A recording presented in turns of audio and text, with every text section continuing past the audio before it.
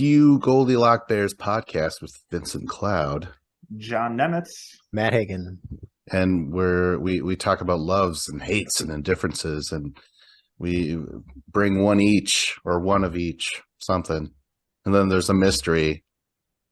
Anytime.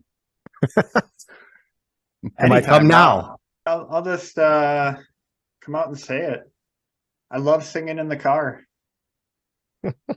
I when I have to drive, put on some tunes that, sometimes it's always music I like, but not necessarily my favorite music, but there's specific music that's just fun to sing along with. You get stuck in traffic, it's not so bad if you have a fun activity like that. Like Matt brought up the Vandals a few weeks back. They're a great band to sing along to. They Might Be Giants I have a lot of fun with. There's others, but like Katy Perry. Katy Perry, if she were to come onto the radio and it was a song I knew of hers, I'd sing along. You know them all, don't lie. Oh, actually, that gives me a deja vu. There's a from the cross-genre cover songs episode, there was a European polka band called Los Colorados that did a version of whatever that Cold and Hot song is by Katy Perry, and it's pretty awesome. All right. Well, okay, I'm kind of surprised though, John. I just want to jump in real quick. And this is a deja vu or bareback. You said like you had to sing in a choir when you were a child, and you were like, "Oh, it's traumatic" and stuff like that.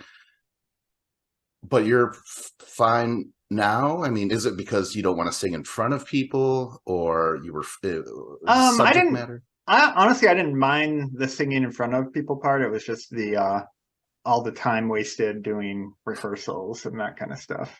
Were you just like, I got the song, you don't I got this. Ready. Maybe everybody else can stay back for rehearsal, but some of us got it here.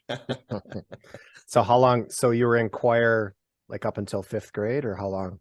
I mean, probably all through St. John's, through the K through 8. Oh, so it would have been 8. Yeah, because I was in choir too, 6th and 7th or 8th. Yeah, I was like 8th grade too, I'm pretty sure. So I was told I sound like Ben Stein when I sing from somebody. I forget who. That was a like, good barb.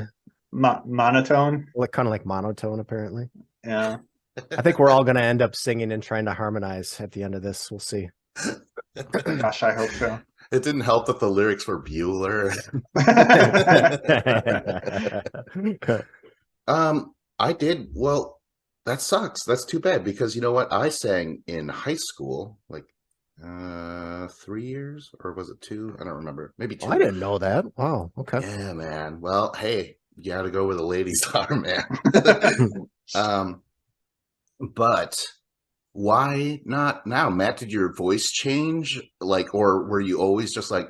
Do you think you have a monotone like voice, or what?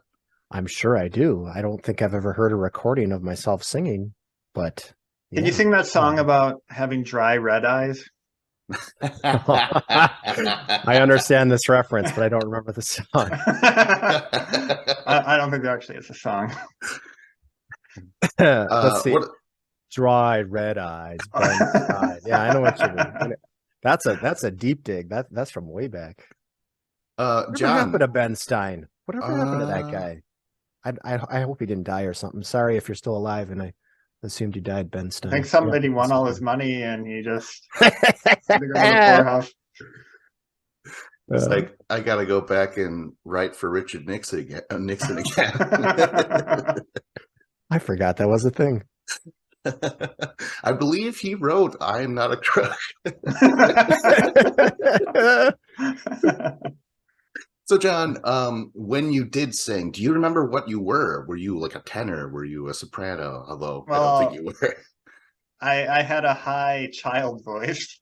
So my mom was the choir director Oh. and always made me sing with the girls, which now I am suddenly remembering why it was traumatic. Oh, that's awesome, man. Oh. So then, like, as soon as my voice dropped a little bit, I would just try to sing the bass parts. Like, really, really reaching for the notes, even if I couldn't hit them. That's awesome. Fuck, what is it called when you're a false Falsetto? That's a man going into No. The crown, one where you fake that your voice is deeper. It's called massive Oh. profundo or something like that. It's Yeah, pretty cool. I don't even know. Yeah. I sang baritone, the one that's right in the middle, baby. Yeah. See, I think I was told like I couldn't really do baritone much. Like I would do bass, and then when I would try to bring it up a little bit, it was tenor. So I was never in that baritone range. I don't know. Singing wasn't my forte, but singing in the car, I'm good at that. What I wouldn't have given to be in that baritone sweet spot. My whole life would be different, man. But in the car, though, Matt, you were like, "Oh, I could sing better in the car." Is it like singing in the shower for you guys, where like you're just uninhibited, you could just let it out and stuff like that? Oh yeah, absolutely. So even when my wife is driving with me, like I still annoy her with it. Oh yeah. I kind of reserved, like I'll kind of hum, oh man, kind of quietly sing, but I don't belt it out like I do. That should be something that you need to traumatize your kids with. Yeah, go ahead. Oh no, I was just gonna ask some more stuff. Like, so you guys, John, you sing with your significant other. Matt, you do not. No, I don't think so. Okay. No. Okay. We've never duetted on a song together, if that's what you're asking. Vince, do you sing in the car? Come on. Yeah, for sure. I mean, I think that singing is one of the great pleasures in life. Even if you can't sing, everyone should do it. It feels good coming out. It's like a shit. Yeah. Well, it's like a stress relieving shit, right? It's out of your mouth. Out of that over the windshield. Vince spilling his drink all over the dash again. That's so funny. I actually spilled something in my car today. I was like, thank God none of this is touch screen. What did you spill? And what was how did you spill? It was this. Oh wait! Oh no! Oh God! Never mind. Perfectly clear water. Hold it in front of your shirt. Hold it in front of your shirt. No, it's fine. It was just a drink, and I spilt it a little bit. I don't know. So were you holding it, and then I knocked it over while trying to get to my beers? Yeah. Got it. Say no more. Okay, so yeah, singing is fun. On a date once, a girl and I sang songs in the vehicle. That's like a fun date. That's how much I actually enjoy singing. I really do. Yeah, it's terrific. Was she not a keeper? Could she not sing? Did she not like the same music as you? What happened? Oh, I mean, yeah, she could sing. But relationships end, Matt, or some do. I don't know if you're. Well, is this your first fucking girlfriend that you married? Well, like right on the spot? I'm just curious, what you guys were singing and whatnot, and how it went down. Okay, well, this seems a little intrusive for her. This whole thing is intrusive, right? The Moulin Rouge soundtrack. No way! Oh, that's classic. Isn't that full of cover songs? Speaking of cover songs, yeah. Even cross genre at that. Yeah, for sure. What is on that soundtrack? Isn't there like, do I want to say Nirvana or something? Yeah, they're on that. Others, Elton John, etc. Fucking what's that song? Roxanne by the Police. It's such an amazing album, by the way. That's a Future Love, probably the movie, but all of it tied into one. Hey, that was nice. Do we slip out of John's love and into someone else's hate? No, Yeah, no, you're volunteering no. for that. No, John, do you have like a favorite song, or like you just I you just I'll whatever's just on the playlist? put on like a full album usually and just go through it. Mhm. Do you find Whatever the that you theme of the night. know all the lyrics to like certain albums that nobody Oh, would expect? absolutely not. Like Okay. I'll do the thing where you just say gibberish that kind of sounds like what they're saying, and it's still fun. hmm hmm I've got like almost entire albums that I've heard many times that I know almost all the lyrics, but you're right. You kind of you can't quite catch what they're saying every once in a while. So it's like, yeah, I know what you mean. Yeah, Yeah, there's definitely some that I feel like I probably know all the lyrics and could maybe sing them without the even listening to them at this point. But I'm not claiming to have flawless abilities there. Oh, that's a shame. but no, when you get the melody, it's a special time. Um, It's a special time. Yeah. Red eyes, Ben Stein. So I part of me really wanted to do just a whole Christmas episode. I really wanted to delve into Christmas, not just loves, but hates and indifferences, things I don't understand. But I'm gonna kind of spread it out, I think. I'm gonna do a hate today. I'm gonna do decorating for Christmas. Now I don't have a big long spiel about this. I don't understand it. I hate it. I hate having to do it. I've been called a Grinch every single year, multiple times by my wife. I don't want to go outside and get up on a ladder and put lights up. And so far, I've never had to do that because I always resist. But I do have to spend some time outside putting some stuff up just because my wife implores me to do it. And yeah, I don't understand it from the inside to the outside. You know, if Christmas time, if that's what makes Christians happy for a month, I guess I'm all for it. That's fine. But I just don't understand the point. And there's so much electricity wasted on top of that. So I don't know how you guys feel. so this sounds like a dad like complaint. I'm sorry, John, but this sounds like this is stemming from you like having like, God damn it, the kids want it. Because if I was single, if you were single Matt Hagen, you'd be like, fuck the lights, fuck the trees, fuck the stockings, you wouldn't do any of that. There's a lot of truth to that for sure. I think it mostly stems from I'm just lazy and I don't want to do it. But I mean, if I was single, I wouldn't be celebrating Christmas. No, I mean, When you got married before you had kids, did you guys decorate? yes.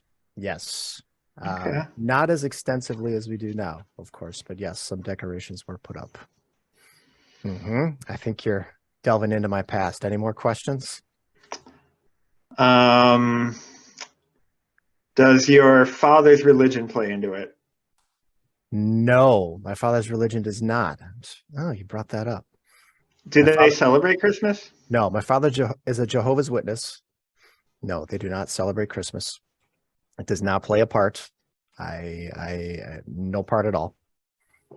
But yeah, I mean, my dad is he doesn't go for that sort of stuff either. He's not even before he became a Jehovah's Witness. I mean, you could call him a Grinch too, so maybe it's the genes. I don't know. Anybody else? Anybody else despise decorating or love decorating or?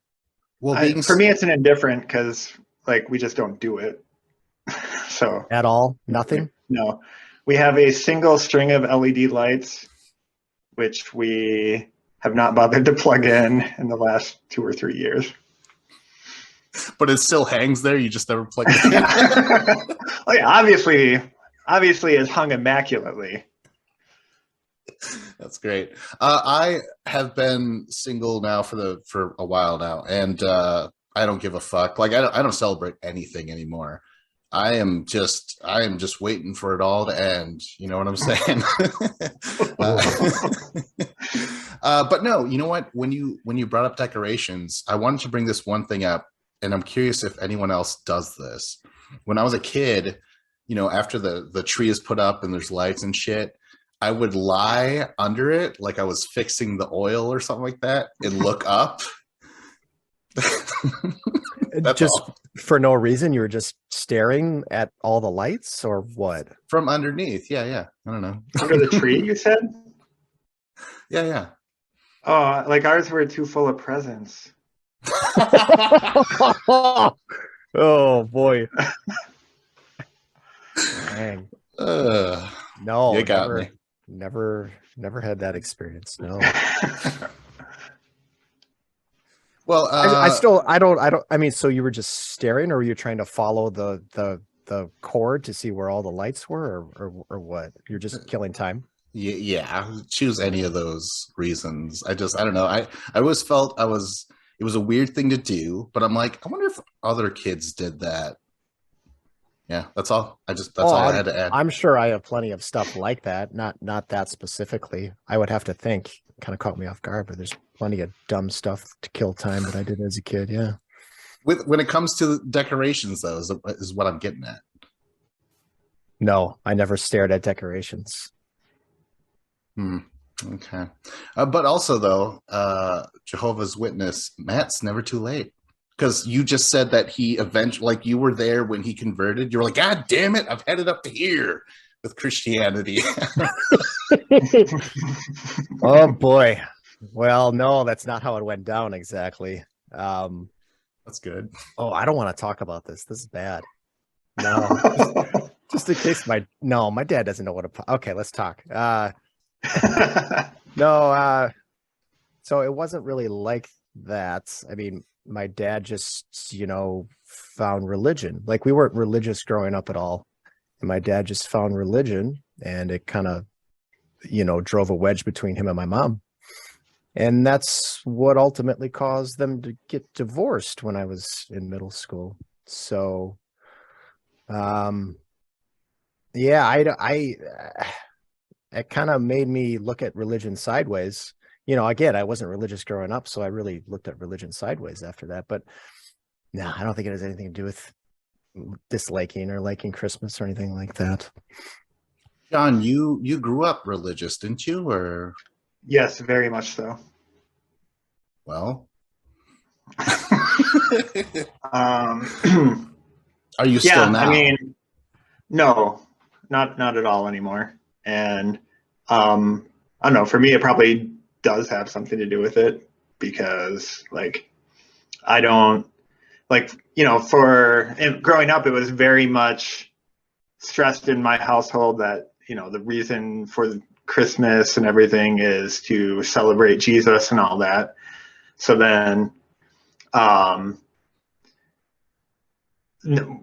not really being religious anymore, then I never really picked up the secular reasons for enjoying Christmas, I guess. Okay, so my indifference are the Boston Dynamics robots, man. Oh no. I know after I said that, I was like, oh shit, Matt did say sometimes we have to study this stuff. But my indifference always comes to me late, like in a dream, like a couple hours before the show starts, right? In a way. But hey, you see those videos, fucking robots moving, not like the traditional boxy robots at all. They're like walking around. You can shove them and they'll catch themselves, and they could flip and all this crazy ass shit they could do, and it looks so fucking fake. So you guys take. I honestly don't know what this is. So John. Oh, okay, yeah, I've been following these guys for years, and like I guess I was waiting to see where you were going with it. I assume I really didn't go anywhere with it. Oh, okay, so it's true. The good of them is like it's pretty freaking cool robot technology. Like they have like four-legged dog-like things, and yeah, like the videos are just them like abusing these robots, like trying to knock them over, like smacking them around with like hockey sticks and stuff. Of course, the dark side of it is they're just going to be used as like police dogs to like hunt us down and pin us in to our houses and stuff. But the tech is cool. There's like literally a Black Mirror episode that it's like pretty much those Boston Dynamics dogs. Wow. Nice. Now I know exactly what you're talking about, because yes, I do know that Black Mirror episode. Yeah, now that you kind of describe it a little bit more, I have seen some videos of people abusing robots and such, diddling them in various ways. There's a pretty good video. You know who Michael Reeves is, the YouTuber? No. He does like a lot of robotic stuff, and he basically created a thing where he had one of those dog robots from them, and he built like a system where it could, I don't remember if you put a full keg on the back of it, but anyway, it could like pee beer into a cup based on like finding it with the camera, Lift then his walking leg. over on top of it. And then, yeah, that's worth checking out for sure. Oh wow. So, Okay. so, Yeah. so these ideas, they're leading somewhere, right? Like we're just, the whole idea is just making robotics better and better and better by putting them through various tests and having fun with it, right? Is that the whole idea? Yeah, I mean, like what these things specifically seem good at are traversing terrain that like a wheeled remote controlled thing could not really get through. Like they can climb stairs and like just get over like rocky areas and all that kind of stuff. So they're really figuring out the 2 or 4-legged mobility aspect of robotics. Yeah. Sidebar, I just had a random thought. Like I read some article about the San Francisco Police Department wanting to get more involved in robotics, but then there was a bunch of pushback. I forget specifics on it. Did anybody else hear anything about that? No. Like it was dangerous, like really, really dangerous what they were thinking about doing. I don't know. That's kind of a blank spot, but I seem to remember something in the past couple of weeks about that. Yeah, we should look into it. It might have been these specific ones. Yeah, that's what made me think of it. Yeah. Okay, so I don't know. I kind of just presented it, but I was, the thing is that how terrifying it would be, because I don't know. It's the uncanny valley. It looks really weird. And of course, it's always them getting abused, shoved around and stuff. And for me, I'm like, it looks so lifelike, and I feel bad for the robots when they're being thrown about and stuff. And I'm like, stop it. It's not alive. You know what I mean? But the way it like will lift itself up, or when it like stumbles, it's too fucking weird looking. And I don't want to see that shit years later when we are getting, hunted down, and I shove him and he he was like, oh, the memories, So that makes me think of a couple things. First of all, I remember when Furbies came out, and like, don't they get upset if you like hold them upside down or something? Oh whoa.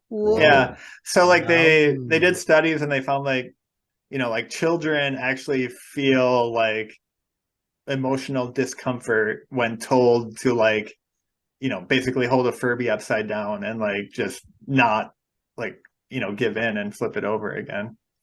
Wow. The second thing, and this might be too much of a tangent, but have you heard of the thought experiment called like, it's like Rocco's basilisk or something like that? Basically, the idea is that someday inevitably there will be like a global AI that runs everything, and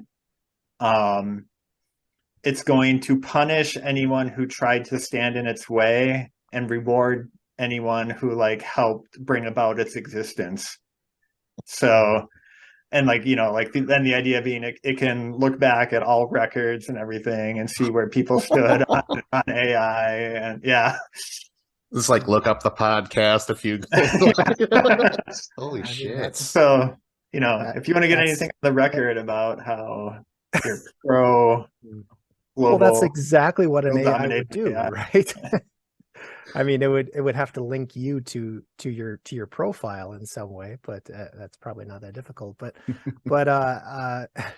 And then all the Christians will be saying, well, this is God. God came in a different form, right? So sinners repent. Holy shit. Okay, so but AI, Chat GPT, or is that what it is? Is that the letter? I do want to bring that topic up at some point, but Yeah, for some reason, well, it was too big for me. I was like, but I was like, okay, I understand robots walking around and shit like that. So, but have those two met yet, or are scientists make sure, like, we make sure they're not even in the same state? You know, there is no control over any of this. Go ahead.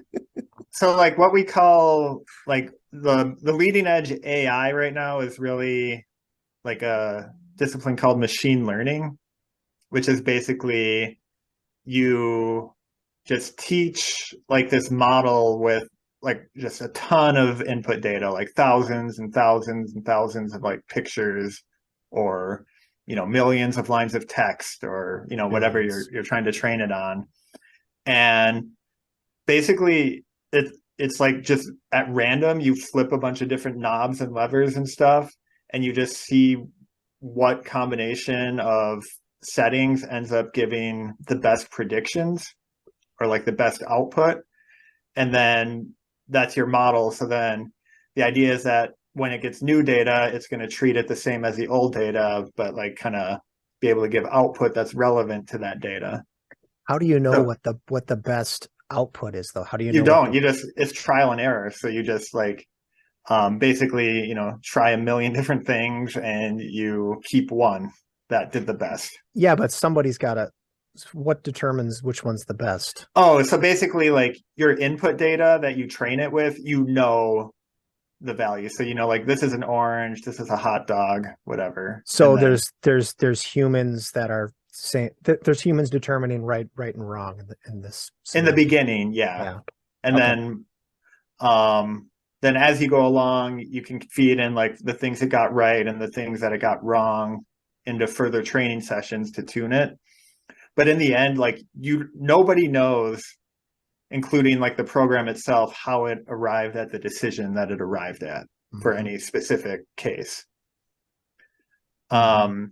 So that type of technology is used very much by like self-driving cars and stuff to like identify stop signs and speed limits and all that stuff. So, like when you get the CAPTCHA and you're like, oh, help me find all the traffic lights, like you're literally like helping train the next version of their ML model. Yeah. Is that right? Is that right?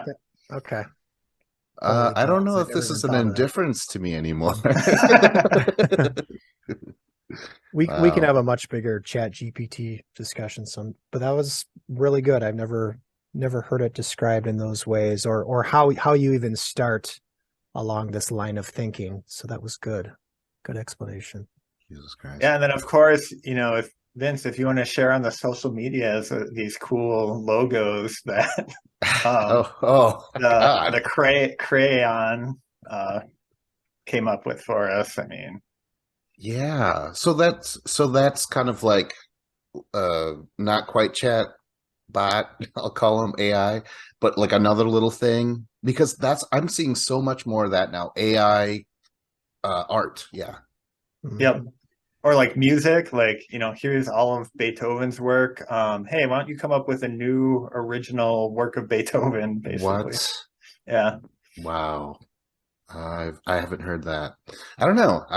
For some reason, I get I shudder. It is freaky. Are you scared, Matt? Are you scared, John? Or are you guys just like 5 words?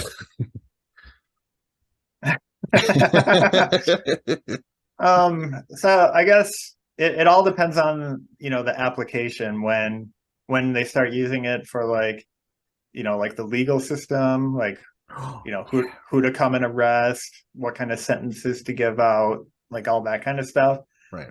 Like everyone's going to claim like, oh, this is like a neutral thing, like it's what the algorithm tells you or whatever, but it's all trained on biased data. So whatever biases we've been using in the past are going to continue with that unless we, start completely from scratch.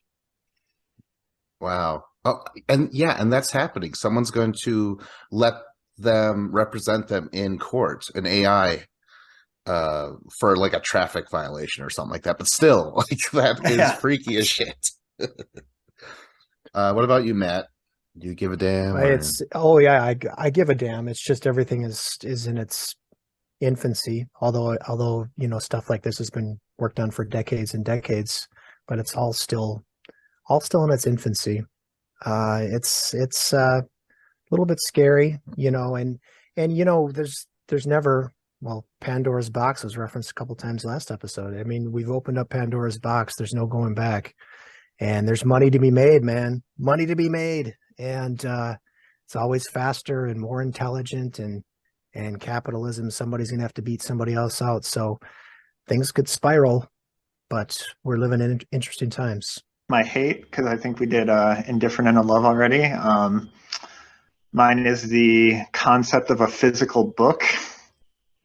I'm a pretty avid reader, and as soon as like e-ink technology was invented, so you can like read on a device that's not a backlit screen, like not like a phone screen, not like a tablet screen, but kind of like reading on paper. I just never want to have to deal with an actual book again. Like they're kind of heavy. If you're like, laying in bed reading, they're only one book. So like if you're holding a book, it's only that book. What is you have to carry? Yeah, go ahead. Oh, I just wanted to say I'm not familiar with the e-ink term. I guess I don't have a device like that. What is that exactly? So it's basically like kind of like an Etch-a-Sketch. So if you think of like if you had an Etch-a-Sketch that could write a page of a book, that's essentially what that technology looks like. And then do you have to shake it up and then it'll go to the next page, or how does that work? Yeah, you do. And then you have to like turn the knobs and draw whatever you want. You actually have to write the book. You're like, fuck. Yeah. John, it's so funny because I was going in here thinking that because we share at least our loves and hates with each other before we do this. So when John was like physical books, I'm like, it's got to be about the environment. No, not at all. He's like, they're heavy. They're really heavy, guys. Paper cuts. Yeah, I mean, that was one of the many points I was going to get to. Yes. Yeah, I kind of cut him off at one point, just like I cut him off there. So, yeah, the environment, I definitely agree with that. Better to have a discussion, but yeah, definitely my convenience number one, then also the environment. Yeah. So also the one I have, you can like, if there's a word you don't know, you can like move a cursor to it and select it, and it'll like give you a dictionary definition. I've been reading an actual book, and there was like a word I didn't know, and I'm just kind of like looking at it, like thinking that somehow it's like gonna magically tell me the definition, just because I've become so accustomed to that as well. That's cool. So how are people going to know how learned you are, though, if you don't have shelves full of books around your house? Like, I don't understand that. That's a good point. And also, John, have you considered the loss of pop-up books? I mean, I think you're being kind of selfish here. That is true. There are certain specific books that just work better as like a physical form. Well, having kids, I mean, it's nice to have a cabinet full of books and the kids can just go grab books, when it's time to read at the end of the night. So kids' books, I definitely think should not disappear. But otherwise, I kind of agree. John, do they have kids' book? Like, could I ring up Where the Wild Things Are on my little letter ink thing? You could, but it is monochrome, so you would definitely be losing that aspect. So yeah, definitely kids books and like heavily color illustrated books is a use case that would suffer. So this is a very selfish hate of yours. Cucumbers, I'm like, hey, if you just don't like the taste, you don't like the taste. But physical books, you fucking Nazi. You're like, burn all the books. I didn't even think of that. Burn the You're like, books. John, how many books do you want? You're like, nine books. That's to me. That's to me. What the heck? What's my indifference this week? I'm going to do that. Okay, just something I want to talk about. It's not really an indifference at all, but it just kind of blows my mind the way, for instance, someone can solve a Rubik's Cube in a matter of seconds, or somebody is so good at an Etch-a-Sketch that they can draw incredible things out of an Etch-a-Sketch. And well, going back to the Rubik's Cube thing, I've actually seen a video like how do people solve this within seconds? And I've seen a couple of YouTube videos. Not that I'm even going to try to solve this thing, but I just want to see what the hell's the theory behind this. I feel like I understand the core concept, but I don't understand how somebody could look at a Rubik's Cube and figure this out. So there's just unknown things that people are super ridiculously good at that I have no comprehension of how they can do it.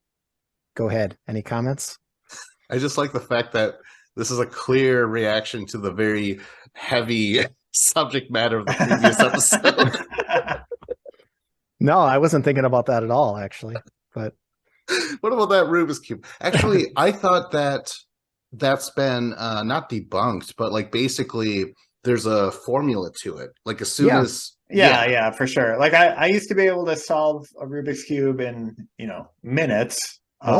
Nice. And I can't anymore because I forgot all the algorithms. But yeah, it was basically like I would do like the top side just, through my brain. And then after that, it's like, okay, well, if you want to move this color here, go through this pattern and it'll get there without messing anything else up. And you just kind of keep going through all those patterns till it's completely solved. So, and then, yeah, it is funny though, like with the really fast people, it's like, oh yeah, you got to get like this brand of Rubik's Cube because it glides easier than like, right. Like the mechanics of the cube start to become the limiting factor. That's crazy. And there's like contests, right? Like at least back in the day. Yeah. John, you could have went in there. I feel like you're so talented, John. But you don't believe in yourself. This is a whole other thing where, like I love being like a jack of all trades, but I never want to like dedicate the time to get great at anything. Like I like really like, okay, I know enough to like do this thing poorly. Let's move on to the next thing. I was thinking that like with speed running too, it's like the people who like, I'm going to just play this game 8 hours a day for years and like become number one at it. And I'm like, cool, but I want to play other games or do other things. It's kind of, I don't know, going back to dodgeball. I mean, what if they're like, dude, you think you could just hop on this thing without years and years of dodgeball? Yeah.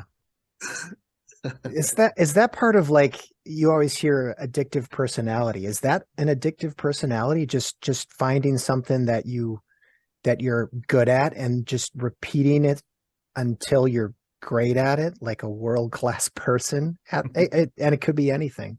I think there's maybe something to that. Yeah, I mean, it definitely takes a certain kind of personality. I'd struggle to use the word addictive because that usually, like, addiction usually implies it's like somehow hurting you. Well, I think addictive can be applied here because you find this addictive. Whatever it is, you find it addictive. But yeah, I mean, usually it has its negative connotations, gambling or drinking or whatever.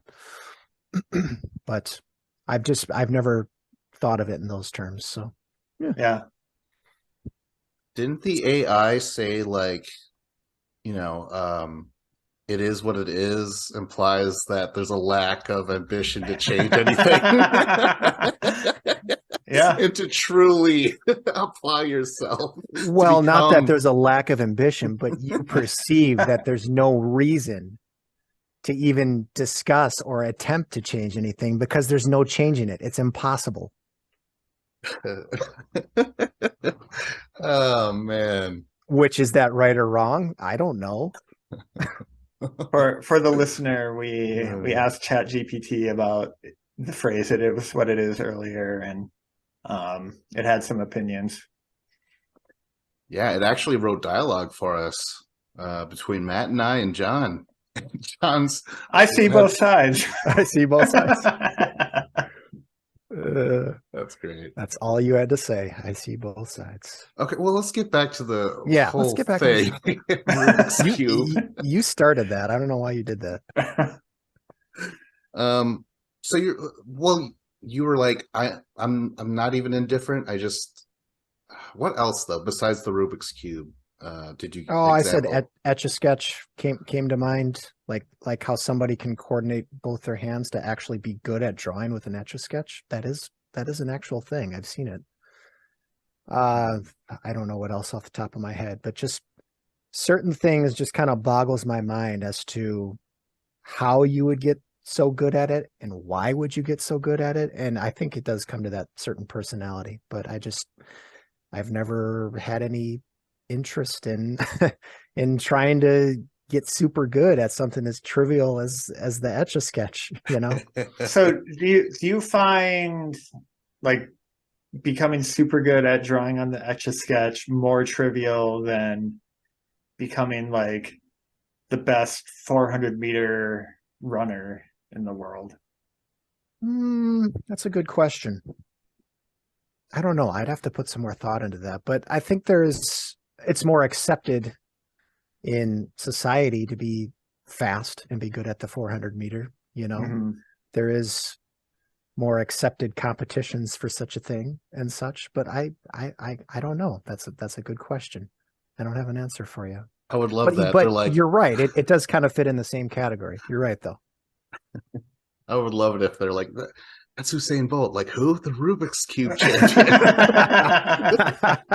Well, the other thing, okay, Matt, this brings up possibly a whole nother topic for later. How do you feel about the Guinness Book of World Records then? That's okay. Good one. That is a really good one because that's full of all of this type of stuff, right?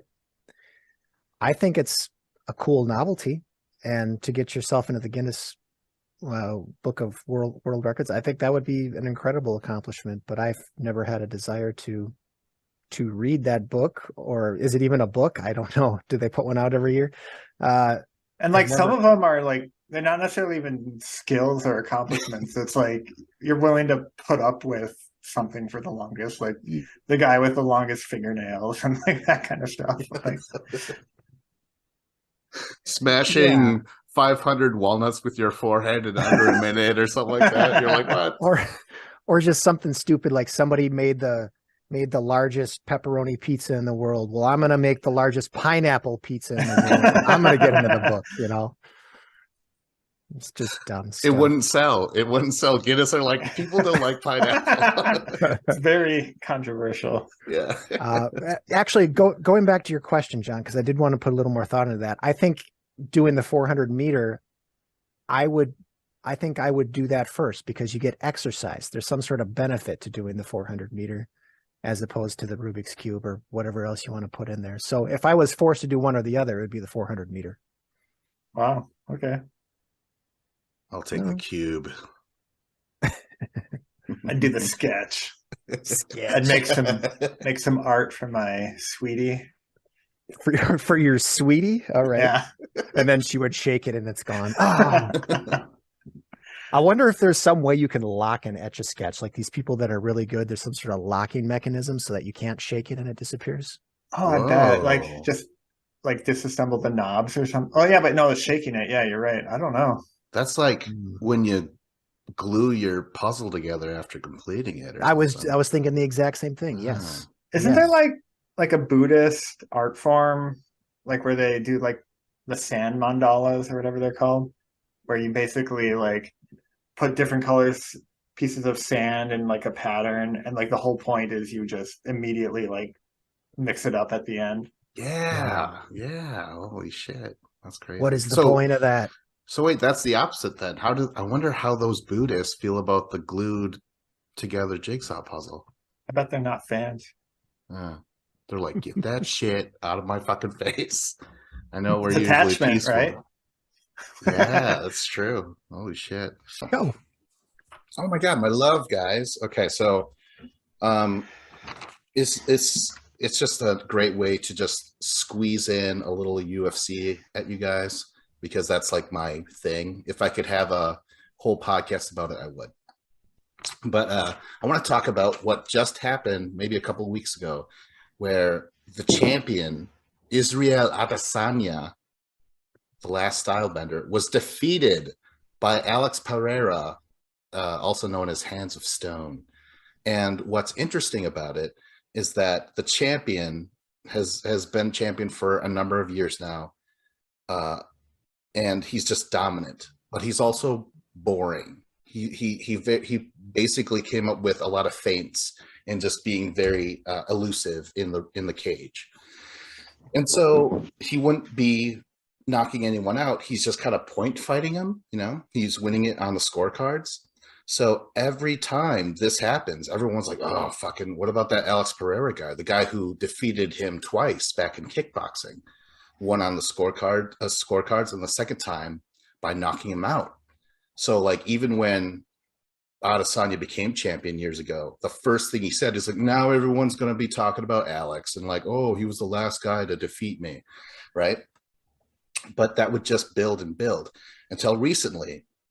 Alex Pereira has been in the UFC not even 3 fights in. That's basically 1 year of fights. And they fast-tracked him to the championship just because of the history between the two. And so when Alex Pereira defeated him for the 3rd time, it's been great. There's memes because they're like, Alex beat him in kickboxing, so Adesanya moved to MMA. So the meme is that he's like, okay, now I'm into golf, and then they show a picture of Alex Pereira with dressed up like a caddy, and then like just a couple of days ago, Adesanya was pulled over and arrested, some weird mistake. But then the memes was of Alex with an orange jumpsuit going into prison to follow him into the shower. So I don't know. It's really fascinating, just that story of just like, this guy is going to beat him wherever he goes, no matter what. I don't know. I thought it was interesting. It's my only way to get you guys to like, UFC, you say. I like the backstory to all of that. Yes, it does feel very Shakespearean or something, in a way. I do not pay attention to UFC. Last UFC fight I actually watched would have been a number of years ago, Buffalo Wild Wings with a bunch of people. Remember Jim Jones, John Jones, Jim Jones, I think. He did this finishing move, this kick. He kicked the dude in the face and he knocked him out. But the best part was he had Jim Jones had Steven Seagal in his corner. And Steven Seagal afterwards went on this whole thing like, I taught him that move, and it was really, really funny and comical. But fuck Steven Seagal. But no, I don't pay attention to UFC. But I like the story you just told. John? Yeah, my coworkers years ago used to be super into UFC, so I tried to get into it a bit, and I just didn't care. You were like, I keep losing these fights. I'm not into it. Yeah, I mean, I showed up, I weighed in, and yeah, I don't know. I agree. I don't care as well. And even if you told that story, you did tell that story, but you told that story so well, and I still don't care, Vince. I don't care. Okay, yeah, that's fine. But like, I will say though that that's the only sport I'm into. I really don't get into sports. I will tolerate it like a fucking girlfriend or wife. I'll watch football, you know what I mean? I'm like, oh, go. Who's, like I really, I'm reading the enthusiasm of whoever I'm with. I'm like, yeah. Oh, now we're mad. But I get fighting mostly because, hey man, I fought a couple of times. A lot of people don't like me, so I had to defend myself over the years. So, and I feel like I've had more field time fighting than I did when I was in football in high school. So, UFC. I heard you've never been in a fight and lost. Who said that? Technically, if anything, they were TKOs, so technical knockouts, where the ref is like, I've seen enough. And I'm like, I'm still on my feet. Yeah. Moving on. Except the ref was your third grade teacher. She was actually, do you remember Mrs. Bry? She was like outside in the recess. Yes. She actually broke up one of my fights with Josh Haynes. Josh Haynes. So there you go. One of those Haynes boys, anyways. Josh H. Yeah. Yes, that was another blast from the past. Yes, I remember both of those people. Yes. Way to go, Vince. My indifference is public speaking. I don't really mind it. I don't get off on it. Like some people do. Splat. But I've with my job at work, I have to like do trainings and presentations and stuff, and sometimes I have to like give a presentation to multiple hundreds of people, and it's fine. Like I don't necessarily look forward to it, but I don't necessarily dread it either, I guess. I don't know. It's just kind of the only reason I bring it up because I know like for a lot of people it's like their biggest fear is public speaking, and yeah, it's just kind of whatever. Do you feel more powerful after you give a good quality presentation? Do you feel great about yourself? If there's like good feedback and stuff and people are participating and it seems like it was useful, I feel good about that. Yeah. Do you think people look at you differently after you give a good presentation? Does that make you feel good? I feel like there's those in my company who see me as sort of a god figure. Well, that's good. At least you're humble about it. Yeah, go ahead, Vince. Go ahead. Yeah, you go. No, you go.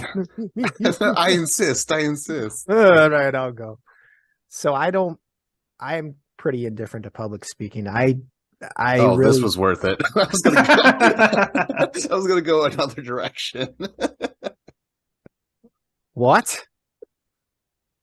Okay, John's indifferent. I am also indifferent. I haven't had that many opportunities to do public speaking. I had a work presentation a few years ago, which kind of a little nerve-wracking and whatnot, but it went pretty well. And then I did the best man speech at my brother's wedding, but I think that's the only two times I've done it in the past handful of years. So I don't do it very often. It is somewhat nerve-wracking, but I think once you get the first couple sentences out, I think it's all pretty good. And once you're done with it, that sense of relief is nice. Like I don't have to worry about that speech anymore. And I've gotten pretty decent feedback whenever I've had the opportunities. So I still would prefer not to do it, but I'm kind of indifferent to it. I think basically it helps with the three of us because we were a little not class clowns, but something similar to that, where we were joking around, and I think part of that means that you want some sort of attention, and so I think that's why we're probably, like, all three of us are in fact indifferent to it. I don't think I've like taught, where you have to like teach the class in high school. I did that, and that's like the closest, most like this is an hour long sort of thing. So that sort of thing. Do you remember who your author was in Mrs. Greshner's Thurber, class? yeah, Thurber, whatever that, yeah. And actually, that might be a future topic. Actually, yeah, Oh, I have some thoughts about that. Fucking hated him. Tapakada, that guy. Yeah, exactly. Were you in that class, John? I don't remember. I was in one of them. I don't remember if I was in yours or not. Matt, were you in mine? I don't remember if I was in your class. No, I don't remember.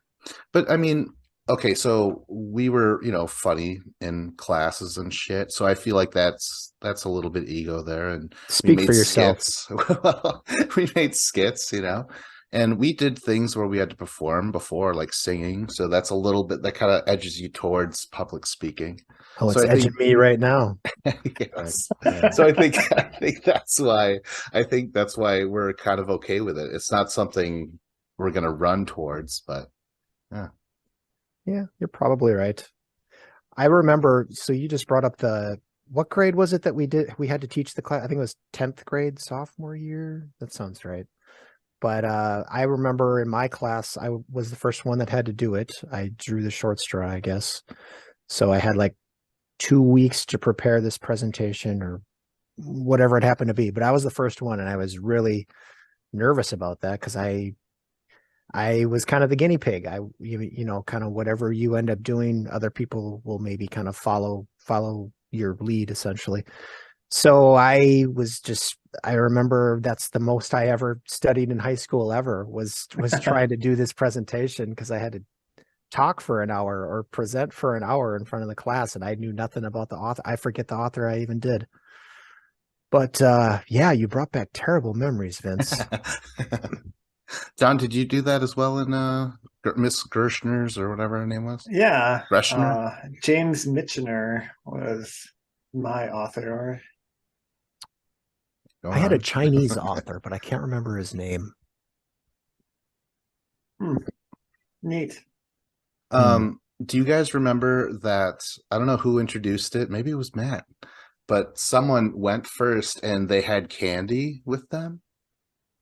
That was not me. And then, like, whoever would get a question right, they would just like toss them a piece of candy, and like everyone did that and stuff. Well, I turned it on its head when it was my turn. Oh no! Every time I was like, "So who could name me James Thurber's third wife or something like that?" And they're like, "Oh, that was Priscilla, his inspiration." I'm like, "Awesome!" I take the candy, unwrap it, and I eat it. I'm like, "Oh, it's good." Hey, boy. Public speaking. Yeah. But yeah, I was thinking of when you asked, it is weird, like being someone who gives a bunch of presentations at work, how like people will know me, but they were just another face in the crowd. So like people come up to me and like then I feel bad for not knowing them or whatever. And like that's kind of awkward. I feel that all day, every day. Well, not all day, every day, but I get that a lot. Like that's an awkward thing. That's a different topic, right? That's yeah, I should know you and I should know your name, but I don't. So I'm not going to try. It's hilarious because you work at home. Well, I mean, you're at a party or a wedding or something, you're supposed to know everybody's name or most people's name, and I'm terrible with names. Yeah, me too, but with faces. No, okay. So wait, all three of us are like this because I get approached by cousins who I haven't seen since I was like 5 years old. And I'll be like, I'm like fucking 38 right now. And they're like, Vince? And I'm like, what? They just like remember me or they know me. And I'm like, I have no fucking idea. So I don't know. But my wife is amazing with faces where we'll be like at the store or something and she'll be like, oh, look who that is. And I'm like, I don't know. She's like, you worked with Jeff 12 years ago? And he brought his brother came along to a work outing one time. Like, that's his brother. I go, oh, okay. Wow. That was pretty good. Pretty good.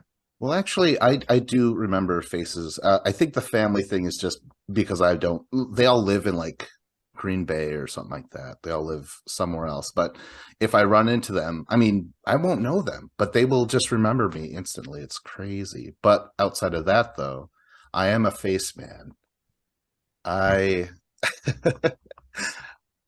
yeah, one of the coolest Yeah, things. I can tell. As opposed to the ass man. Yeah. So maybe I left that in my past, yeah. actually, behind me. Yeah. Maybe these cousins just talk about you behind your back. So maybe you're just a topic of conversation. You come up every so often, once a year at some sort of family gathering. Like, oh yeah, I remember Vince. What a jerk off that guy was. So it's all possible, man. I'm not gonna rule anything out. my love is, well, first off, let me say my love, it would naturally go into John's indifference. So I think that's the direction we want to go. But my love is Batman, as in any form of Batman, although I do not read I've never read the comic books, but apparently there's a hell of a lot of comic books with a rich history and all kinds of insane villains, Condiment Man and other things. But Others. Condiment Man, etc. So we had talked about Marvel, the MCU, and how we're all indifferent to it. I think we're all very indifferent to the whole superhero thing that's going on. But I always come back to Batman, and I never miss Batman, standalone Batman. There's just something incredibly intriguing about Batman and about Joker and about the darkness, the grittiness of Batman. Yeah, I always enjoy the Batman movies. Lego Batman is one of the best Batman movies. I don't know what it is. I can't put my finger on it exactly, but I love Batman, and I will always come back to Batman. You guys? I like I like a lot of Batman. The 66, Adam West. They say it's, cheesy or whatever, but I'm like, okay, yes. They knew it too. They played into that. And then, the movies, I don't know.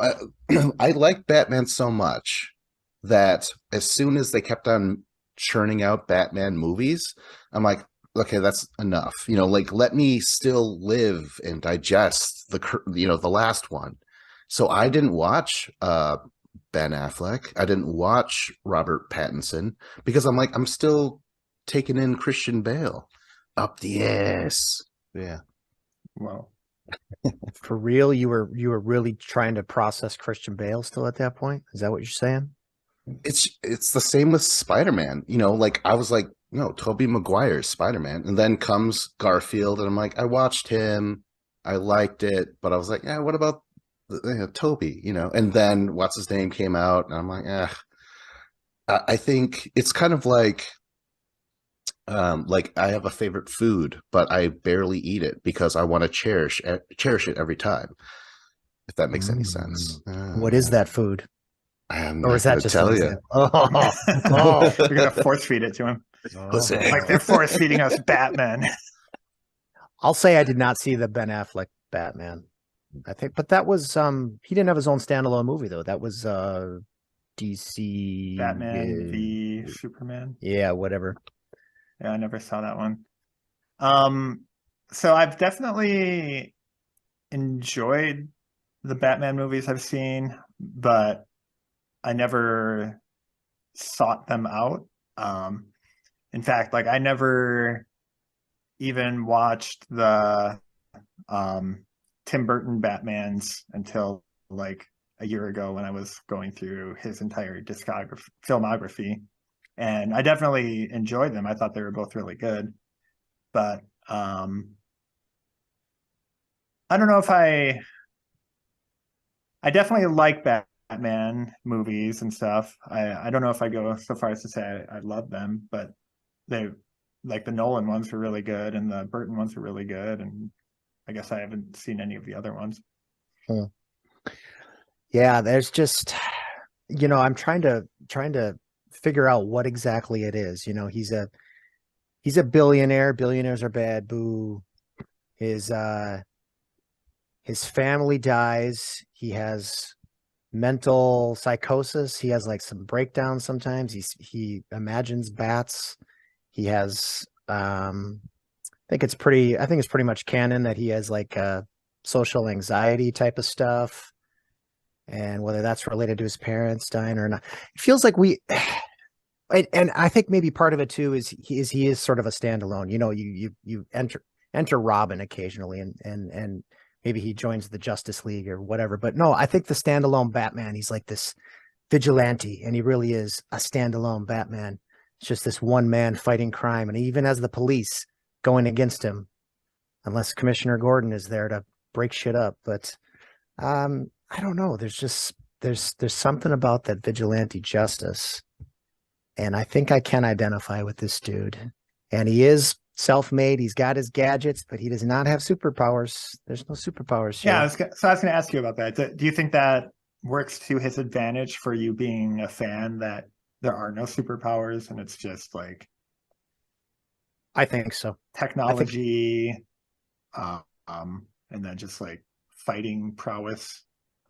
Yes. Like Superman is the worst superhero ever, all time. I'm going to say it. Come at me. You have to invent some sort of Krypton thing from his home planet that weakens him.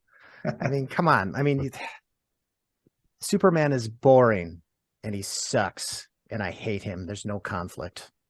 Batman is the opposite. Yes. I really enjoyed the animated series. Did you watch that growing up? I did. I saw like the first season or two within the past year or so, and they don't hold up as well as when I was a kid. But yes, I enjoyed them too. There's some good stuff there, including NES Batman game. Oh, I don't think I played that. Sorry, go ahead. What were you going to say? I forgot what I was going to say. But I played Arkham Asylum and one of the other ones, one of the newer Batmans. Those are a lot of fun. Those are a load of fun. What the hell was I going to say? Yeah, who captures the Batman essence in their performance the best, you think? Oh, such a big question, huh? Michael Keaton is good. I like Michael Keaton quite a bit. I think he might have been the more effortlessly darker Batman than Bale's, who's like, like that sort of thing. I don't know. Bale, I just got to say this. I don't like him unless he's playing an actor, because I'm so aware that he's doing a performance. So that's why Batman kind of works, or the Bruce Wayne kind of works, because he's not really Bruce Wayne. But like any other movie with that guy in, I'm like, you're an actor, you're acting, good for you.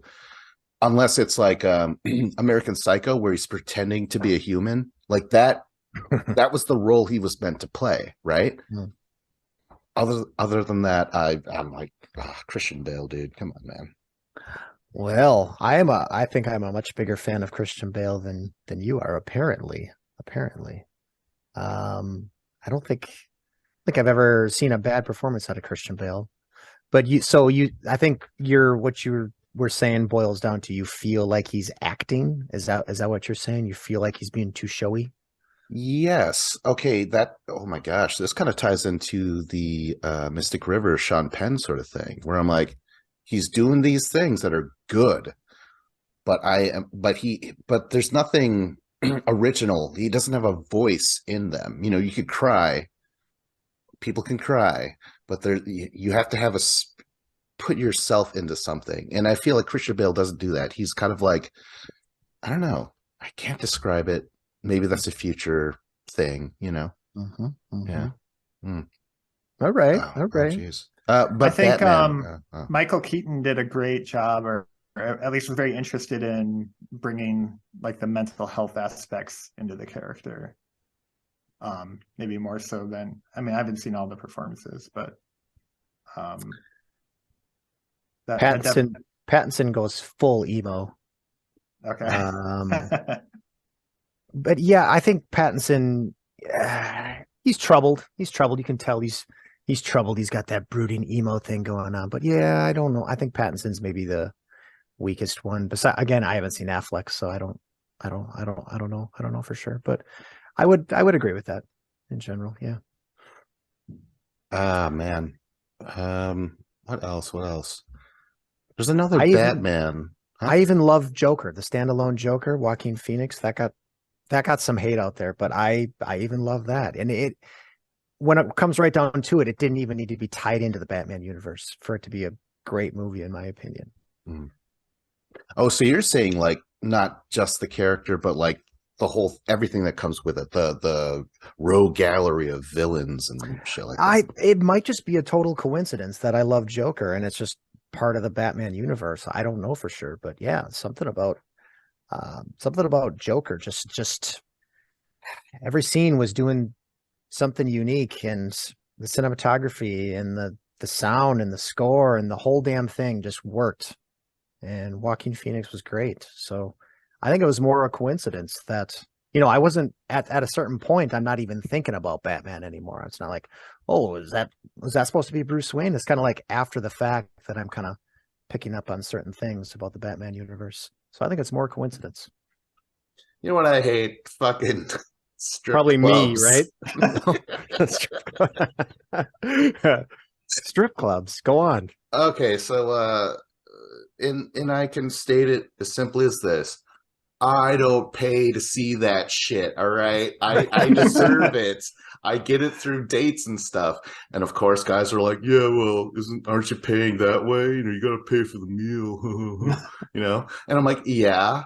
But when they whip them out, there's not fucking 50 drunken, strange assholes around me when they're there, And it's not like, someone next to me whips out even more money, so she just goes over there, and I'm not, I don't pay for it. I'm not into like waitresses flirting with me for a tip. I just find it kind of like weird because like I was with my friend Jordan and he was just like, oh dude, she wants my dick. I'm like, no, she wants a tip. She's like, yeah, she'll get the tip. I'm like, no. Wait, hang on. I want to interject there. So we were talking about weaponized psychology last time, right? Yeah. So you're consciously aware when a waitress is flirting and she just wants a tip. So you're hyper aware of this stuff. I assume every girl has an ulterior motive. Ah, there it is. All right. No, it's I'm just like, and maybe flirting in general, like at the work, they're like, oh, you got a little work flirt or whatever, and I'm like, these are pointless. This is not going to go anywhere. Like why are you setting off certain signals and shit? Where I'm like, no, we're not ready to blast off. You're married, you know what I mean? Like it's just it's so annoying. It's so pointless to me. So to go to a strip club, and of course I feel the same way about prostitutes. It'd be very stupid of me if I'm like, yeah, but I will pay for that ass. Well, tell us all about your first time with a prostitute, Vince. I have had an experience with a prostitute. Her name was Star. Sure, that was her real name. Mm-hmm. But yeah, Christian name. Yeah, I was in Hawaii, and I was with my friend Andy L, and she propositioned us both. And I'll never forget him looking to me as if, "Are we gonna do this?" And I was like, "No way, I'm not doing this." But even if I was by myself, I don't pay for it. All right. And like, even if say the stripper is like, okay, I like getting naked, they might be like, yeah, I have to get naked in front of you, you fucking loser, you can't get this shit, you know what I mean? Like, I don't know, there's a certain assumptions perhaps being made on their end. I'm just not into it. It's and I don't like bars in general. I have not liked bars since I turned 30, and I think I was going there anyways up until that point. Yeah, strip clubs, glitter everywhere as well. Quick little thing there. What about you guys? I've been to one strip club in my life. It was awkward. But I feel like if I were to go to many more strip clubs, I'd get used to it pretty quick, I think. That's all I'll say about strip clubs. Go ahead, John. Yeah, I've only been twice. One was for someone's bachelor party, and it was like a small town Wisconsin strip club, which was awkward in its own way. And then the other time was in Vegas at a conference. John McAfee, the former founder, CEO of the antivirus company McAfee, was having busloads of people shipped over to Larry Flynn's, whatever it's called. No way. And we're just like, okay, yeah, let's get on this bus and see what happens. And we got there, and then we're just like, are these women being trafficked? And then it just felt like weird and guilty, and then left. So yeah, that's pretty much my story. I've been to strip clubs maybe 3 times now. 2 of them for bachelor parties. And what are you gonna do? Just stay on the bus? No, I'm not going in. The other time, I think it was my first time, and they were like, oh shit, and it still sucks. Because we went in there, and my 2 friends wanted to go check it out because I guess we knew a bartender.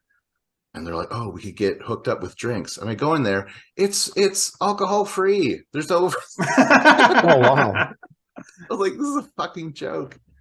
So yeah. And then there's something about the stripper mind, if you actually got to know a stripper, if you could unpeel the layers and really get to know a stripper.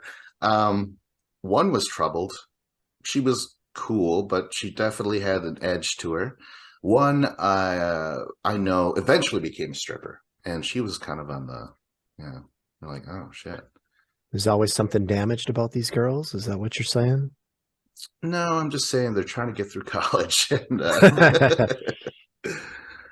Have you dated a girl who was a stripper, or just friends, just acquaintances or whatever? I fucked the shit out of a girl once, and years later, she became a stripper. I don't know. It's because how powerful. Because of that experience. Yeah. Go on. But I'm just saying, yeah, she was a little like, oh shit, because you know, we knew each other when we were way younger, but as life went on, you heard stories, and she's a stripper now and shit. But yeah.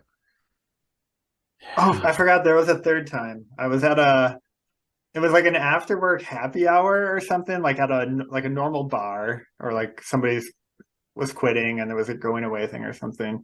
And then I was hanging out with like 2 other dudes, and we're like, oh, want to go to the next place? Like, okay, sure. And we get in the car, and he like goes to this, I guess it's a strip club still, but like there's like glass walls between like you and the lady, like which I don't know if that's normal or not, but like the other guy who didn't drive and I are just like, why are we here?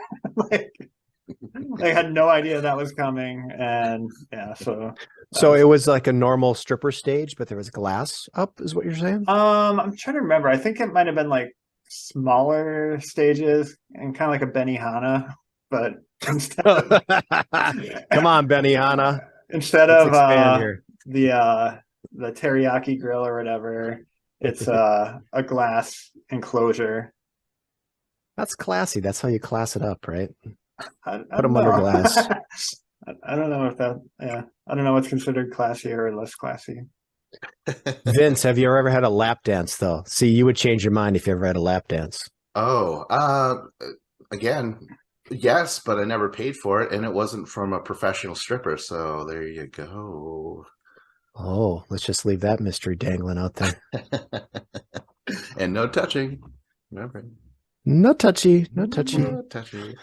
So, I agree. You barely. Okay, here we go. Say something, man. Well, I agree. I hate strip clubs just because they are awkward. They are awkward. It's like, what am I supposed to be looking at? Like you have this trained in your brain, like you're not supposed to be, you're not supposed to look, but there you are. You're in an establishment where you're supposed to look. So it's kind of like, oh, okay. I'm peeking. No, I don't need to peek. Okay, I can be I can be totally open about this. All right, I'm just watching this lady get naked. Yes, John's doing this right now. Again, it is just super awkward. I could do without it entirely. But then I have friends who are like, that's their thing. They always go, it's just so common. It's like breathing, Like, wait a minute. You have friends where strip clubs are like breathing?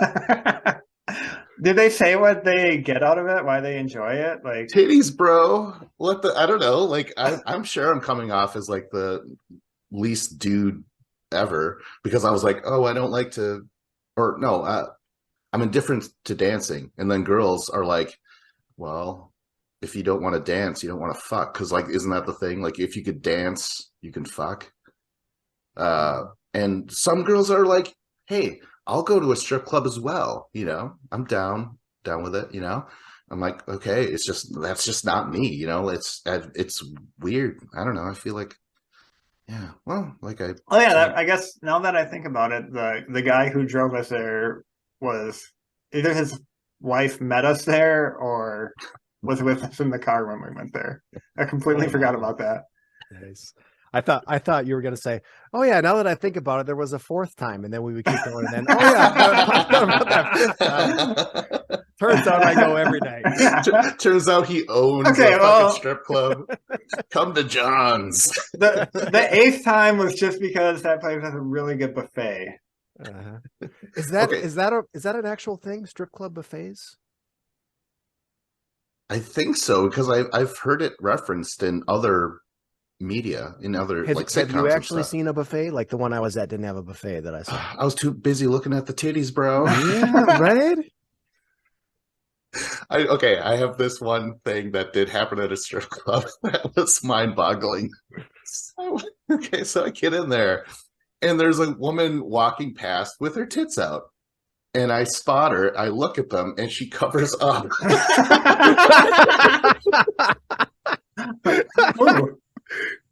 Holy shit. That was the first 2 seconds of being in a strip club. I was like, this is a weird place, man. This is not for me. Apparently. This lady just told me that by covering her boobs. All right. We moving on? But yeah, isn't it going back to Parks and Rec, I talked about a couple episodes. That's the classic thing where strip club, they've got a breakfast buffet. So of course Ron Swanson, his favorite food would be breakfast food. So he's loving the strip club, man. You made me think of that. Thought I'd share. Enjoy.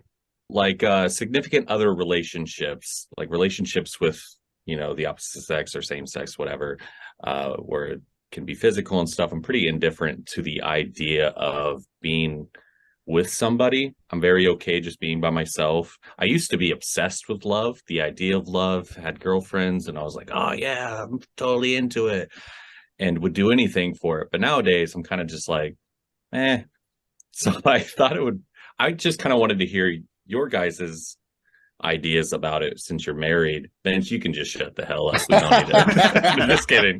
Just kidding.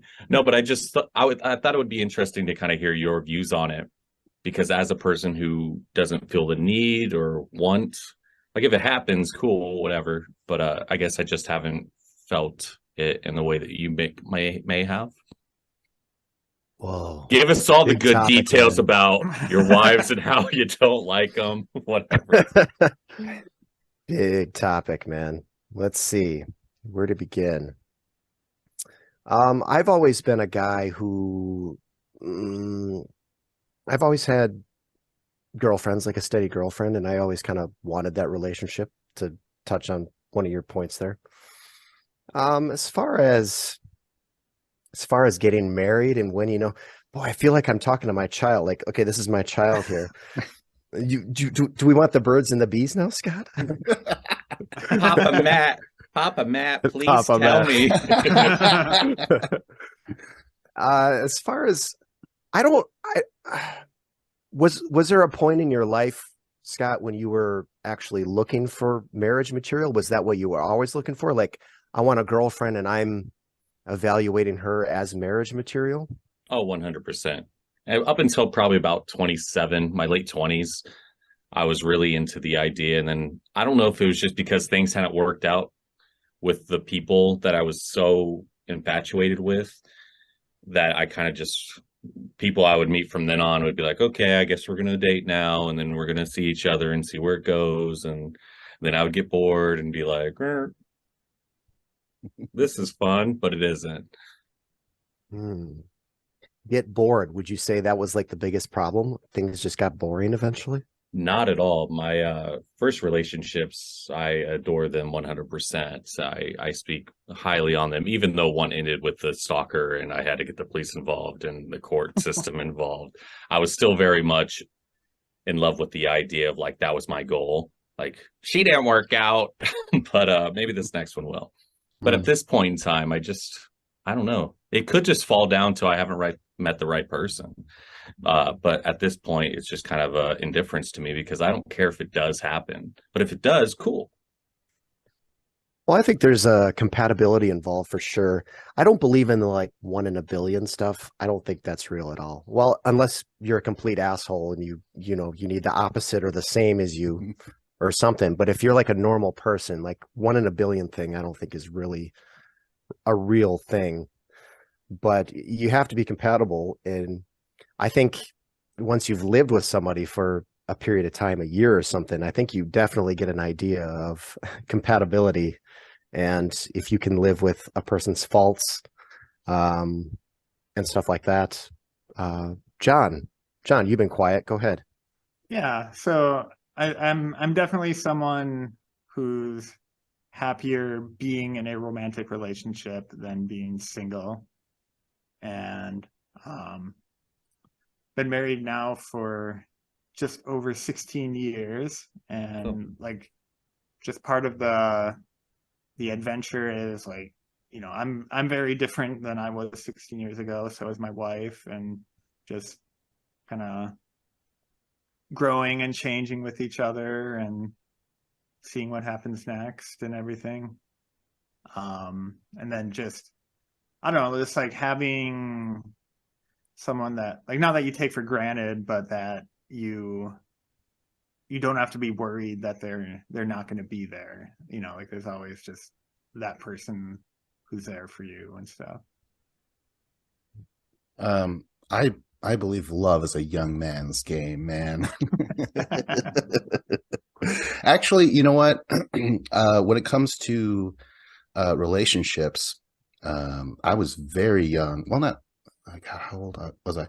But I had it in my mind where it's like, I'm really young, and the girls that I would be dating are young as well. We're immature, like I really thought that way, where I'm like, it's better to wait until 25 years old. That's what I was thinking. I was like, 25 is a good age. I don't know what made me choose that, but I was like, that's after college. That's after this and that, where you should be available emotionally, whatever, so I thought that before my very first relationship, my very first girlfriend. I actually had to kind of get nudged into it, where they're like, dude, she really likes you, man. I'm like, yeah, you like her? I'm like, yeah. I'm like, well, just get with it. I'm like, all right. So I did.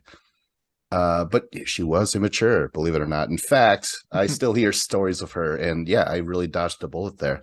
But I wasn't too quick to go into the next one after that. But I did, and it ended, and I'm like, that really sucks. And then here comes this girl that I've liked since I was so young. We finally got together. Was it the librarian? She was like 48 when we first met, and then yeah, but you're closer in age now than you were back then. It's very true. Very true. I can reach the top shelf. So yeah, I remember getting into those, especially those first 3. That's the main thing. After that third girlfriend, and that was the one I really kind of wanted to get with, regardless of maturity and shit. But that ended. And after that, I was like, well, this sucks. You know, I'm really not one to jump into something and then to another. I had this comparison because like when I was a child, you know, you have dogs and, you know, a dog dies and you're like, oh shit. And they're like, hey, let's go buy another dog. I'm like, okay, I'm still kind of mourning that last one, but all right. And then you get another dog and they eventually die or something happens. And you're like, oh, well, and they're like, how about another dog? I'm like, I don't know, you know, because I really feel, I really connect. I want to imprint, you know what I mean? Like that's what love is to me. So it's kind of like we were talking about Batman's, the many variations, and I'm like, oh, hold on, I'm still thinking about Val Kilmer, you know what I mean? It's that weird attachment where I'm like, I never took love or relationships lightly. I was really hesitant in almost all girlfriends that I've had. And now, and you know, I ended a 10-year pretty bad relationship. And because of that, I have not had one since. It's been like 8 years ago now. And I'm not in a rush to get in another one. I do want one. But yeah, there's no rush really. Well, you know, 100% of marriages end in divorce or death. So, you know, you got that to look forward to. So the next 3 could end up dying on you. So, oh shit, you want to get dark? 4 of my exes are passed away. Isn't that weird? Holy smokes, that is weird. That's I had crazy. one pass away, and I thought they was in shambles. I was like, I don't understand this. The memories are just mine now. Yeah, You had right? 4 of them? That's Yeah. wild. So I do have to say also there's official girlfriends and then there's something on the side. But eventually you guys hang out so much, you might as well have been dating. You know what I mean? Like we just never made it official and shit like that. So there's those as well. But it is very bizarre. And part of me, there was a phase where I'm like, I'm cursed. I know it. I have a deadly dick. You know? Deadly dick. New band name. To be fair, Vince did hang out at meth labs a lot. And those not all his women. So put 2 and 2 together to get dark. Good discussion. Good discussion. I mean, I don't know. I mean, there's no right or wrong answer to this discussion at all. It's just how you feel, right? Like both of you guys are not in any, I mean, Vince and Scott are not in any rush to get another girlfriend, and John and I found the right person. I've been married for 11 years now, gonna be 12. And it's just, yeah, there is a comfort, there is a compatibility, and I like that. And I like that. Scott, you just got to realize that the answer was in front of you the whole time. It's you. Yes. Well, yeah, my topic is Brat stands, and they're amazing for many reasons. First of all, Brats. So would Delicious. you say this is a love? But also, it might be, it's a lot of infatuation. We can go that far. This is a love of Brat stands. But another big thing is it's also just the changing of the seasons. Once you start seeing the Brat stands out, it's finally summer. Winter in Wisconsin is miserable. So Brat stands it's kind of like seeing the first robin of the year. Like, ooh, is that a Brat stand? So do they still put up a Brat stand in front of was it Festival Foods? Yeah. It's like when you see a Exactly. robin pulling a brat out of the ground. Yes. Those are raw, of course. You do want Beat to the Brat. The late bird gets the cooked brat.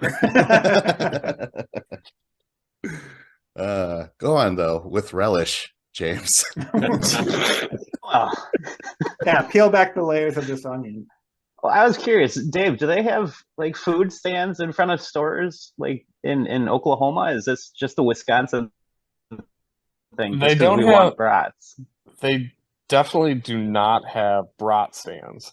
Down in Oklahoma, you can generally get like a taco truck with Mexican food, or mainly the big one you'll see is the barbecue truck. So it's everywhere has a barbecue truck with, pulled pork and brisket, and then usually like mashed potato and mac and cheese. And then you can get like the brisket on top of the potato, stuff like that. But just a Coleslaw. good old fashioned, yeah, you can get a coleslaw. The thing is, as I always thought with barbecue, I always thought it came with cornbread, but some places don't have cornbread, and I just don't understand it. How can you not serve cornbread with your barbecue? Cornbread sucks. That's Whoa, why. whoa. Oh, hey, To be hey. fair, Shots fired. this guy's in Illinois. What do they I was call gonna him? say, listen, I didn't even know what a brat stand was. I was like, brat stand? This isn't real. And then it was. I do love brats, spicy brats in particular. But yeah, I'd never heard of a brat stand. You never experienced a brat stand.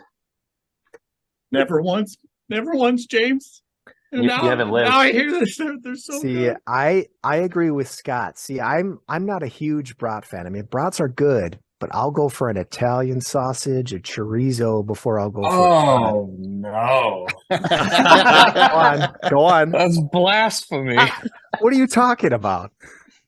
Oh god. Okay, so James, you've been to Rockfest. They have in the Yeah. VIP area, they have like their own little brat stand where you can get brats and fries.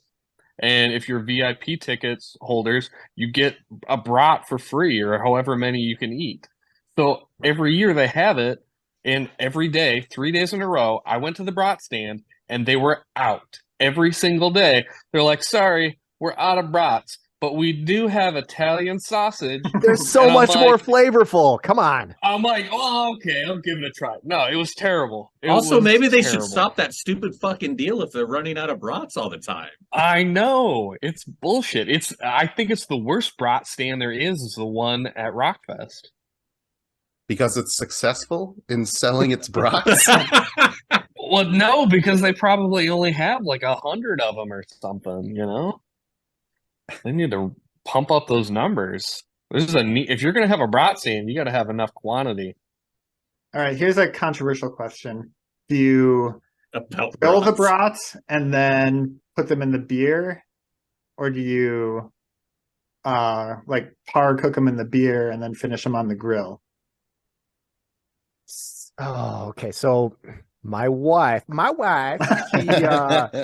she boils brats. She always insists on this. I think that's what her mother did. And she doesn't even boil them in beer. Like it's just water. Okay, I've never that's had beer boiled brats. okay. Well, But Oh, then, no. but then, that doesn't but even then- enter the conversation. But Like, then I put it onto the grill afterwards. See, my thing is just take it raw. I don't even boil it. Just throw it right onto the grill. Just get the grill flavor, going through the whole brat. right, yeah. I mean, the whole point of what I said is getting the beer flavor into it, not the act of boiling it. What I'm saying is my wife is wrong. Yeah. What about you other aficionados of brats? Is there beer involved? at all? There's no wrong way to do it. Like you can boil it in water. You can boil it in beer if you want, but I've found out that it's better to just chug a beer rather than waste a beer pouring it in water. I agree. See, yeah. Slam a beer. I was going to say I'm or usually you- drinking or you beer can- with it. I have Yeah. a shelf. I have a shelf in my cupboard that is filled with beer that has been left at my house by other people. Just random skanky beers that I'll never drink, and that is my brat beer. So which way wow. do you do it? What's that? Which way do you do it? Do you Well, cook you- the beer first and then finish them on the grill, or the other way around? Correct. Yep. No, 2 cans of beer, cut up an onion, boil them up, and then you throw them on the grill. 2 cans of beer. Wow. Is it always 2 cans? Well, you got like a 12-pack of brats. One can's not even to cover them. You got to cover the brats to boil them. Ah, okay. So, James, what are you putting on your brat? You got the onions, you said. Yeah, brown mustard, spicy mustard. No, you only ketchup. the onions are just for the boiling, and then you throw onions out because they're disgusting. Ah, I love itself- this guy. So Oh my god. I don't think we've talked about onions on this podcast. So just did. Grilled onions in meat are amazing. I will have grilled onions with literally any kind of meat. I guess no one else shares that. No, I love onions. I think Okay. you like grilled onions for burgers, raw onions for brats. Fucking gross. Whoa. I'm okay with I used to hate them, but I cannot do raw onions at all. No thanks. If they're cooked into something, I'm fine with it. Not even in like a Subway sandwich or something like that? Like a sub? No, I just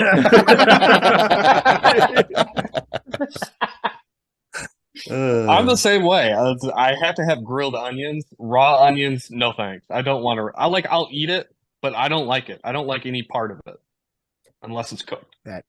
That chunky onion, like you bite in and you get that big chunky onion with that big onion burst of flavor. It's fucking gross. I hate it. I was with you until you said the word gross. So John, this whole brat and barbecue discussion, this must have your mouth watering, eh? Oh yeah. Sweet. I'm just picturing everything with tofu and seitan. I was almost gonna say coleslaw, kind of the only thing John can eat, but no, you can't eat coleslaw either.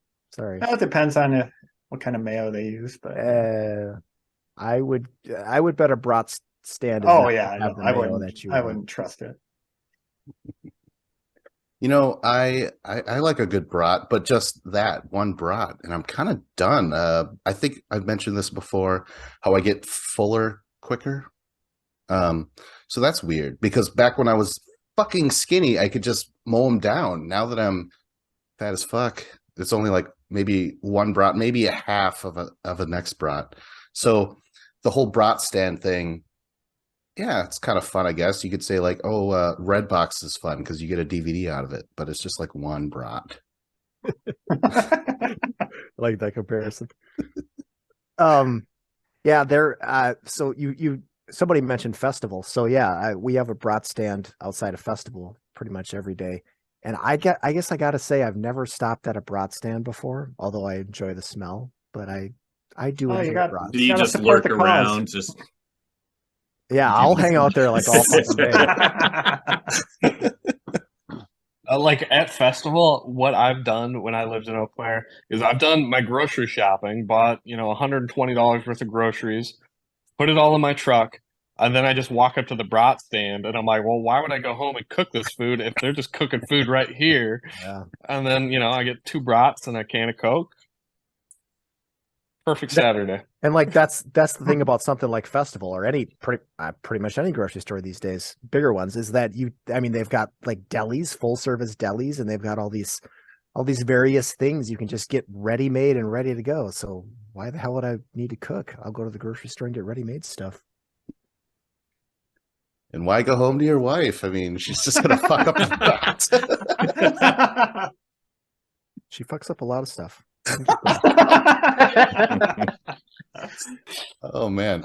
So are we ready to? Here's my life, for example. She's never heard this podcast. We're okay. What do you do Tuesday nights? Tell me.